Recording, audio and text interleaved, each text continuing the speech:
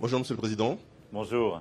Avec moi pour mener cet entretien, Pierre Rossovitch, le rédacteur en chef de France Guyane. Bonjour. Bonjour. Et Arnaud Béhari-Lolsierder, le rédacteur en chef de Radio Pays. Bonjour. Bonjour. Avant tout, il y a eu cet incendie dans la nuit à Cayenne, dans un squat. 3 personnes ont perdu la vie. Vous avez d'ailleurs fait le déplacement sur place. On est en plein cœur des réalités que vivent les maires. La pression migratoire, la précarité, la crise du logement. Des maires qui régulièrement demandent un soutien. Mais est-ce que l'État n'est pas également dépassé face à ces phénomènes, la multiplication des squats?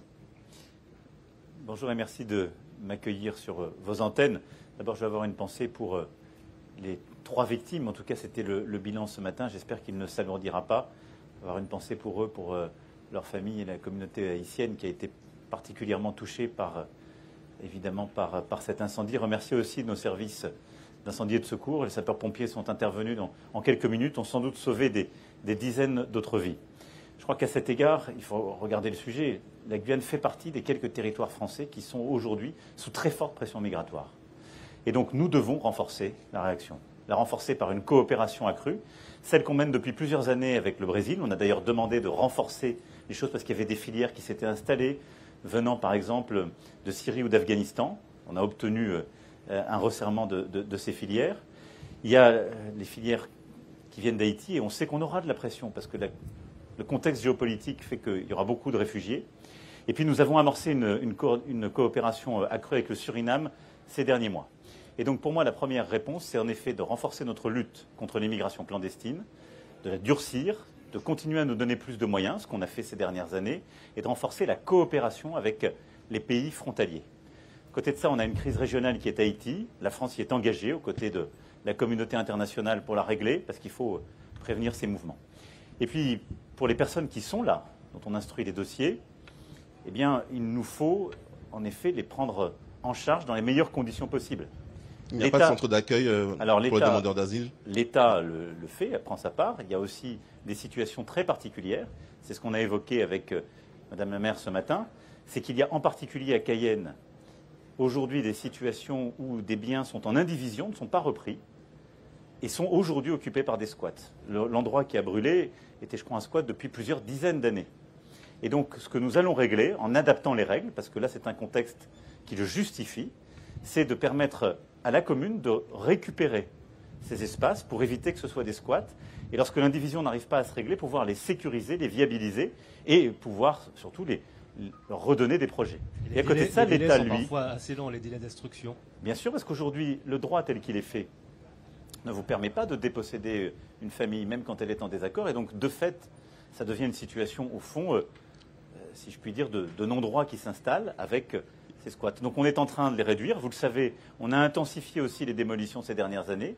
Mais tout ça ne peut se faire que si, on s'en donne les moyens réglementaires, ce qu'on va faire pour ces biens qui sont en indivision. Mais à côté de ça, si on continue à intensifier la création de logements. Parce que les personnes que vous sortez de ces squats, il faut pouvoir les loger. Alors certains sont à reconduire dans leur pays d'origine, mais aussi d'autres sont à loger. Et donc il nous faut, même si on produit aujourd'hui du logement et les carnets sont pleins, il nous faut intensifier la production de logements. On va probablement en reparler avec une opération d'intérêt national qui, de l'avis de beaucoup d'élus, piétine. Alors, Emmanuel Macron, nous sommes à Kourou, la ville spatiale. Juste derrière vous, on peut apercevoir le Canopé, donc ce paquebot, ce cargo à voile, une prouesse technologique pour transporter les éléments d'Ariane 6, le futur lanceur européen, l'avenir du spatial européen. L'avenir, c'est important. Mais vous voyez, la Guyane, beaucoup d'habitants nous disent qu'ils ont l'impression d'être englués dans le passé, à l'époque du territoire de l'Unini, un territoire coupé en deux. Une commune sur 3 est toujours inaccessible par la route à l'heure où nous parlons. Est-ce que, véritablement, vous comprenez l'urgence de désenclaver ce territoire? Oui, alors permettez-moi de dire un mot sur le spatial quand même. Parce que vous l'avez dit, Canopé est une prouesse française, pensée en France, bâtie en Europe, et qui va permettre d'apporter ici toutes les pièces d'Ariane 6, et ce pour les années à venir. Et au moment où je vous parle, on est en train de réinventer l'avenir du centre spatial guyanais. Et je pense qu'on doit tous en avoir conscience, parce que c'est une immense fierté, et c'est aussi une source de création d'emplois directs et indirects pour des centaines, des milliers de Guyanaises et de Guyanais. D'ici à fin juin, on aura le premier tir d'Ariane 6. C'est une aventure industrielle qui a commencé il y a 10 ans. C'est une nouvelle génération de lanceurs, ce qui nous placera au cœur de cette aventure technologique et ce qui va permettre de nous donner, à nous, l'accès au ciel, à l'espace. La deuxième chose, c'est que, je l'ai annoncé aujourd'hui, on se lance aussi dans les micro- et mini-lanceurs. C'est une prouesse technologique avec 4 startups qui ont été sélectionnées dans France 2030 et qui vont mener leurs travaux aussi en direct avec le Centre spatial guyanais et permettre de créer de l'activité et donc des retombées pour le territoire. Et donc, ce que je veux vous dire ici, c'est que nous investissons, nous avons réinvesti ces dernières années dans le spatial, qu'il a de l'avenir de manière décarbonée, comme le montre Canopée derrière moi. Avec le CNES qui investit également et avec pour le les projets en Guyane. Mais justement, puisqu'on parle d'investissement pour la Guyane, désenclavement, j'ai pas oublié. Mais je vous invite à y revenir justement Alors, parce que les infrastructures, c'est important. Et très concrètement, il y a une exaspération qui est bien légitime. Vous serez d'accord? Alors, il y a une exaspération que je comprends, que je vois, que je mesure. Et c'est pour ça aussi qu'il faut dépasser tous les débats de compétences. Si je m'arrêtais au débat de compétences, je vous dirais que c'est la collectivité qui a la compétence sur les routes. Mais je considère que l'État a une responsabilité, qu'au fond, ce qui doit nous porter collectivement, c'est la capacité à avoir un projet pour la Guyane. Et on voit bien que là où on a une partie importante de la population qui est présente, c'est-à-dire à l'ouest du territoire, la possibilité pour descendre à Maripasoula n'est toujours pas au rendez-vous. Ils attendent la route du fleuve. C'était un engagement, pas un cadeau de Noël, mais bien un engagement de votre part, votre Exactement. parole lors de la présidentielle 2022. C'est pour ça que j'ai dit que l'engagement que j'avais pris, Papaïchton, Maripasoula, sur lequel 9 millions sont déjà engagés, serait complété, et que ça, sur la fin de mon mandat, je veux qu'on finalise cette route avec des crédits qui sont budgétés et que nous allons compléter. Et donc ce seront au total 30 millions d'euros qui vont être mis sur ce tronçon. Ensuite, il y a un tronçon au milieu qui aujourd'hui n'a jamais fait l'objet de projet, dont tout le monde dit que ce serait irénique, etc. Moi, je pense qu'il faut le tenter. Et il faut regarder, parce que j'entends ce qui est dit, ce qui m'est dit à chaque fois que je pose la question. En effet, la possibilité de se déplacer sur le territoire, c'est la possibilité d'aller descendre jusqu'à Maripasoula et donc de faire ce lien qui serait inexistant, même si on allait au bout de ces travaux, jusqu'à Papaïchton. Il y a 150 kilomètres qui sont à tracer. Et donc ce que j'ai demandé, c'est que dans les 2 mois qui viennent, le génie militaire nous fasse une étude et nous propose la possibilité de tracer au moins une piste améliorée. Ce qui nous permettrait, là aussi, en bousculant un peu les codes, en bousculant les normes, en sachant réfléchir différemment, de faire dans un délai qui est espérable avec des choses qu'on a su faire par le passé. Parce que les routes historiques du territoire, elles ont été tracées comme cela. Eh bien, de regarder comment dessiner cet axe qui pourra aller de Saint-Laurent-du-Maroni jusqu'à Maripasoula. Monsieur le Président, il y a les routes, mais il y a aussi les fleuves. Le collectif Apache l'a dénoncé. L'enclavement tue en Guyane. Le dramatique accident du 23 décembre dernier sur le Maroni, 4 sœurs sont mortes noyées, nous le rappelle. Il y a des enjeux de sécurité, mais aussi d'accès aux soins, d'accès aux droits sur certaines parties du territoire. À quand un réel sursaut de la puissance publique? Écoutez, le sursaut, c'est d'abord, moi je considère à l'ouest, le travail sur la route qui est un moyen de substitut. 2, c'est de sécuriser les moyens. 3, vous l'avez dit, pour moi, on a un objectif sur lequel on va continuer d'améliorer la chose. Et là aussi, j'ai demandé qu'on y rajoute des moyens, c'est la question de la santé. J'avais pris des engagements il y a 5 ans, 6 ans, sur l'école. Ils ont été tenus.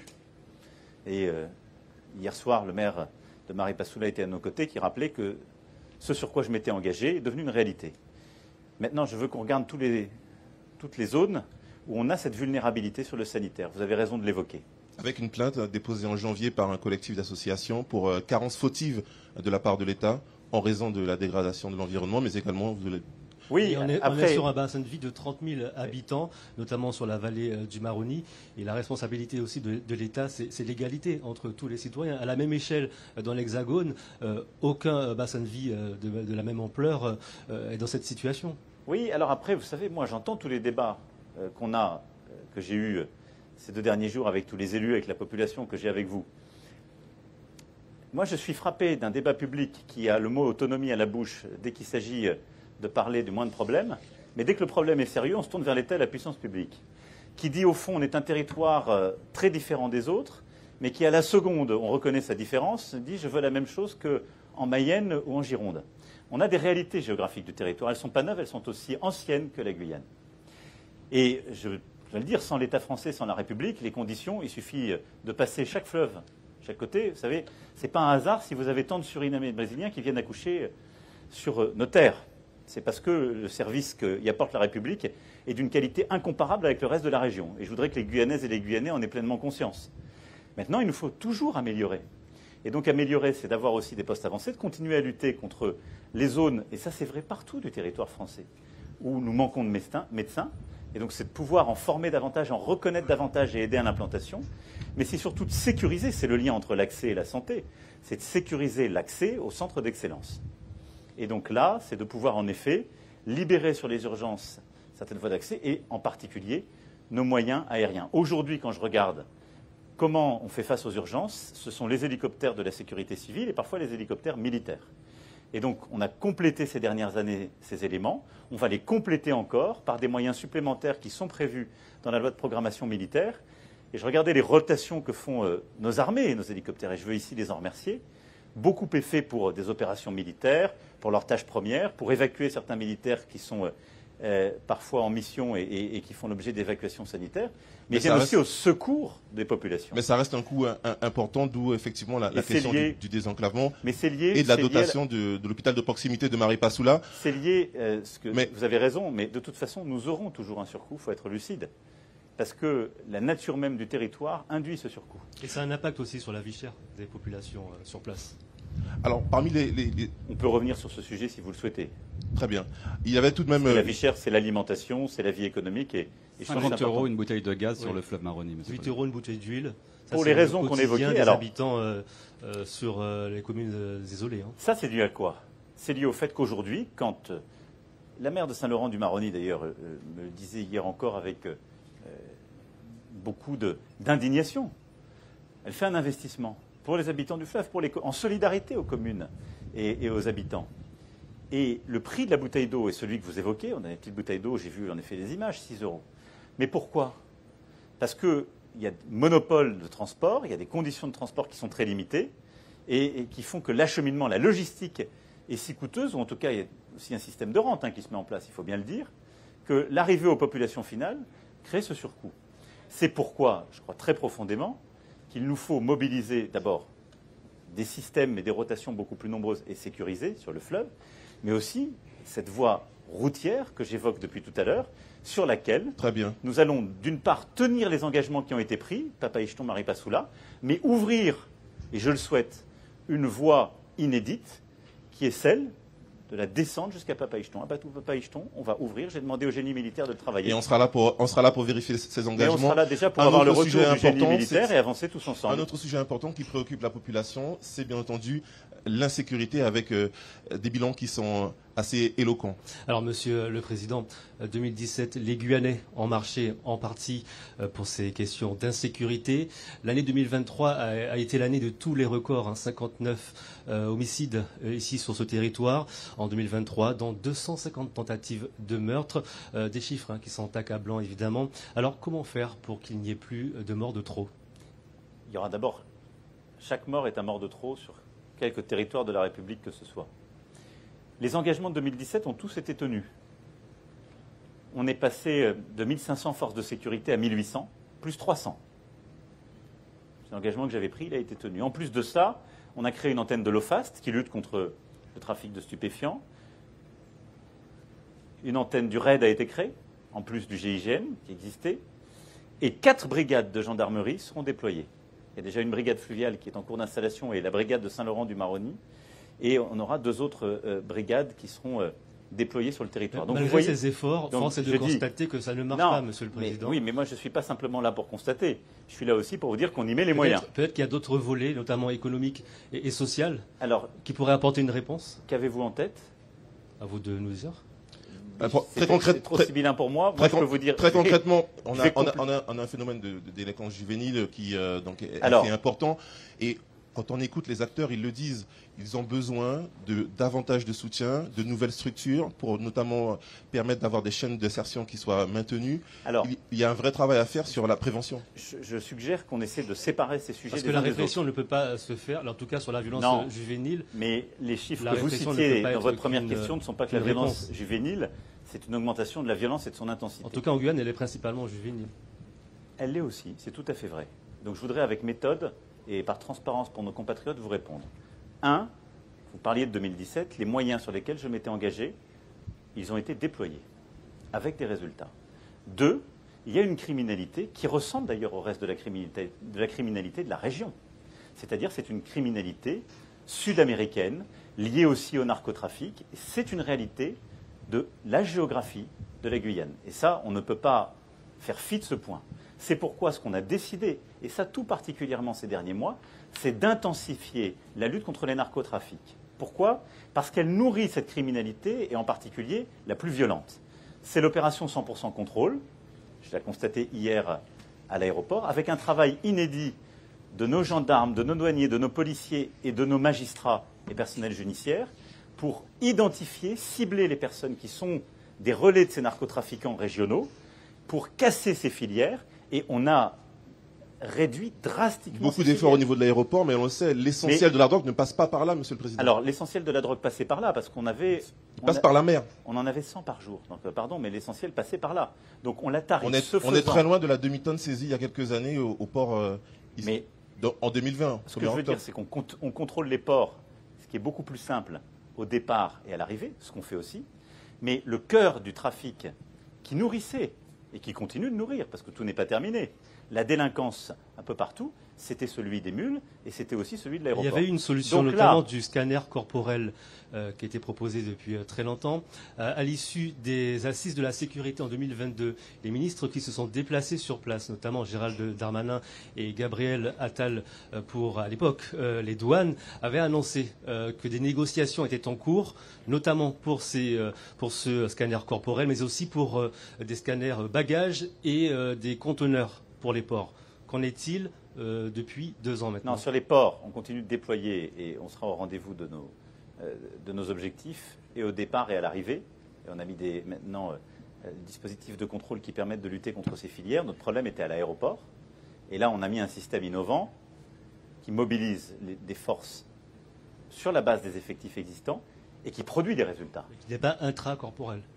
Non, mais il produit des résultats parce qu'il cible et il permet de passer au scanner ensuite les gens qui sont identifiés. Et je vous invite à voir à la fois les saisines et surtout le fait qu'on a effondré les contrôles qui se font à l'arrivée et donc le trafic. Donc ça, c'est le deuxième volet.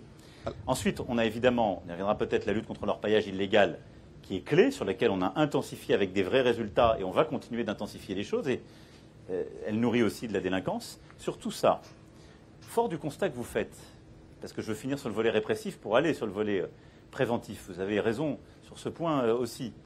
Mais ce volet répressif, on doit totalement l'adapter aujourd'hui à la transformation de la délinquance. Et donc, au-delà des bons résultats que nous avons, des moyens supplémentaires qu'on a mis en place, j'ai demandé 2 choses dans les 3 mois qui viennent. La première, c'est qu'on me propose une nouvelle stratégie Harpie. En 2017, j'avais lancé la 2e génération Harpie qui a produit des résultats. Et on l'a vu avec la baisse des tonnes d'or produites de manière clandestine, évaluée par la gendarmerie, qui a été divisée par 2 en 2 ans. Et donc là-dessus, je veux simplement qu'on consolide sur ces bons résultats, qu'on déploie des nouveaux moyens. On a déjà prévu d'en déployer. On va déployer des caracals qui vont être absolument essentiels en 2025. On va déployer aussi des drones. Mais je veux qu'on améliore notre réponse en termes de procédure pénale, en termes de moyens, dans la lutte contre l'orpaillage illégal. Et à côté de ça, d'ici à 2 mois, j'ai demandé qu'on me propose une nouvelle stratégie de lutte contre la criminalité, parce qu'elle doit s'adapter aux nouvelles filières transfrontalières. Et on doit, dans certains points, très clairement renforcer les moyens et changer aussi certaines de nos méthodes. Monsieur le Président, avant de revenir sur l'orpaillage illégal, vous avez évoqué la criminalité organisée sud-américaine. Elle s'est implantée chez nous. Le procureur général évoque presque une centaine de sicarios présents sur le territoire. Ne faudrait-il pas changer de méthode de négociation avec nos voisins brésiliens, surinamais, voire du Guyana? C'est une des raisons d'abord du dialogue réenclenché avec les voisins du Suriname et du Guyana, que j'ai vu il y a quelques mois à Bruxelles sur ce volet. et qui nous a permis d'ailleurs de réamorcer des patrouilles communes et de la coopération judiciaire qui, comme vous le savez, avait quasiment disparu ces dernières années. Et c'est l'un des objets du voyage que j'effectue au Brésil dès cet après-midi, c'est précisément de pouvoir lutter ensemble contre ces filières de criminalité organisée qui sont liées ou à la drogue ou à l'orpaillage. Et donc, oui, la réponse passe aussi par de la coopération transfrontalière. C'est d'ailleurs ce qui nous a conduit, pour la lutte contre les narcotrafics, à positionner une antenne de l'OFAST. L'OFAST, nous l'avons créé en 2018. C'est ce qui permet, quand on lutte contre justement le trafic de drogue, de remonter les filières et pas de s'arrêter, si je puis dire, aux symptômes, mais d'aller chercher les commanditaires. Il y a une antenne de l'OFAST ici qui travaille justement sur toute la sous-région et qui sera le point d'accès de cette coopération opérationnelle avec des Brésiliens et les Surinamais. Alors, il nous faut avancer. Nous avons plusieurs, évidemment, sujets, vous vous en doutez, à voir avec vous. L'évolution institutionnelle. Je voudrais revenir sur la question très importante que vous avez évoquée de prévention, parce que je la partage. En 2 mots, Monsieur le Président, oui. Mais je voudrais le faire en prenant 2 pas de recul par rapport à notre discussion. Oui, il y a une délinquance juvénile, vous avez tout à fait raison, et elle suppose, et ça c'est vrai partout dans la République, on voit une délinquance, et il ne faut pas ici stigmatiser la Guyane, on a de plus en plus de nos jeunes, partout où on a des difficultés, qui de plus en plus tôt tombent dans la délinquance. La Guyane, elle a une caractéristique extraordinaire, c'est sa démographie. Et on le regarde trop peu souvent, en tout cas il faut aussi le regarder comme une chance. Nous sommes sur un territoire qui a des potentiels de développement absolument extraordinaires, et où en effet 40% de la population a moins de 25 ans. C'est une chance. Et où près d'un jeune sur 2 est mal formé. Et donc c'est pour ça que moi je suis surpris que dans le débat public, on en parle beaucoup trop peu. Mais au-delà de ça, on a beaucoup de ces jeunes qui sont dans des familles monoparentales. Et nous le savons, c'est vrai en Guyane, mais c'est aussi vrai à Paris, Laval ou Lyon. Les enfants qui sont dans ces situations-là de familles qui sont parfois éclatées, ou souvent, plus de 90% de mamans solo qui ont à les élever, c'est ceux qui ont les plus grandes difficultés. Et donc, ce que je veux qu'on fasse, c'est qu'on réinvestisse dans l'école. J'avais une maman qui me disait tout à l'heure, belle fée, hein, l'école, mon fils a 8 ans, il a déjà, ils sont presque 35. Donc on doit absolument réinvestir. C'est complètement absent. Le gouvernement va soutenir la proposition de loi qui est en cours de rédaction. Il n'y a pas de proposition de loi pour faire ça. Il y a remettre des moyens, c'est-à-dire former. Ce qu'on est en train de faire. Pour un statut pour les familles monoparentales, je veux dire, une proposition de loi en Alors, cours. Sur les familles monoparentales, c'est un sujet, il ne faut pas créer un statut, il faut créer des aides. Vous savez, dans mon premier quinquennat, je suis déjà celui qui a fait passer la garantie de paiement des pensions alimentaires pour les mamans solo. Premier point, en donnant une garantie par la CAF. Deuxième point, on a recréé des soutiens qui sont monétaires, mais aussi d'accompagnement. On a créé pour les 1000 premiers jours un accompagnement supplémentaire. Mais toute cette politique d'accompagnement de ce qu'on appelle la parentalité, de la petite enfance et de l'enfance, c'est un des combats de la République essentiels, mais partout. Et il est encore plus vrai ici. Donc on va réinvestir dans l'école, on va réinvestir dans la formation des maîtres, et on va réinvestir évidemment dans l'accompagnement des familles. Et c'est déjà l'accompagnement, si je puis dire, affectif, d'accès au savoir. Et puis après, pour des jeunes qui commencent à mal se comporter, c'est la possibilité de durcir un peu, de les mettre dans des internats, de renforcer l'encadrement. Cette réponse est essentielle. Et d'ailleurs, c'est aussi une des réponses, mais ça arrive un peu plus tard dans la vie de l'adolescent, qu'on apporte avec le SMA. Et qui a montré dans nos outre-mer aussi sa force, sa vitalité, qu'on a continué de renforcer ces dernières années. Vous étiez attendu, évidemment, pour ce déplacement sur la question de l'évolution institutionnelle. Très concrètement, comment en est-on arrivé d'un accord de méthode en octobre 2022 entre vos ministres, Gérald Darmanin, Jean-François Carenco, respectivement Intérieur et Outre-mer, et le président de la collectivité territoriale de Guyane, Gabriel Serville. Et puis finalement, on fait du surplace. Est-ce que le gouvernement fait la sourde oreille? Pas du tout. Moi, je l'ai dit et je l'ai redit hier soir, il n'y a pas de tabou. Et d'ailleurs, on va avancer à marche forcée. Vous savez, moi, je suis pragmatique. C'est-à-dire à marche forcée, ça veut dire quoi, Monsieur le Président? Ça veut dire, en très peu de temps, je vais vous donner le calendrier. Mais moi, je suis pragmatique. Est-ce que vous pensez qu'un débat institutionnel règle la vie des gens? Règle un seul des sujets qu'on a évoqués depuis tout à l'heure.